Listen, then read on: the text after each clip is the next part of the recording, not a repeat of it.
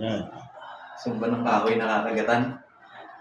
Yung ano, yung kakagatin mo. May ano ka ba dito? Ay, sorry. Tama. Sorry. Ito. I-video mo Ito na. Ito, kakagatin niya. Yan yung, ano mo, towel mo, may doon? Wala akong tawag. Ito, video mo ito. Video mo. Ayan, video. Bato, kaya. Pakagatin mo siya ng ano. Jag, ikagat mo na sa ano mo, huwag mo nang ano yan. Tapos na. Bumalik na. Ayan, bata. Sinasabi ko na nga ba eh. Ayan. Saglit lang eh. Ayan, bata. Ayan. Okay na?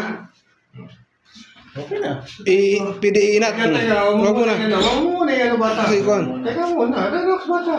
Pambira, huwag ka lang masyadong, papalambutin ko muna itong mga muscle kasi namaga eh. Relax mo muna, Pero kung kanina sa akin na tumigas na ganyan, no? Umaga na tayo, no? Wala na? Wala na. Masakit siya. Masakit Kasi naman may bata. sabi. Ano mo bata, kapag ang isang muscle ay nabalat, talaga naman magabata. Talagang sasakit yan. Pero wala na yung kun eh. Ayan, Yung dito. Ayan, masakit ako. Sabi ko sa inyo. Gusto mo, alisin ko. Lalagyan ko ng cupping. Lalagyan ko ng cupping. Gusto mo, lalagyan ko ng cupping. Oo. Yun ang papatanggal ng lamig. Lalagyan ko na. Naibalik ko na eh. Ano ba gusto mo? Break na. Okay na po. Ano ba gusto mo na? Hindi, akala hindi pa na ibabalik. Tapos na kanina pa. Tapos to, kanina pa. Lalagyan ko lang yung ito namamaga. Papakita ko sa iyo. Yan, masakit.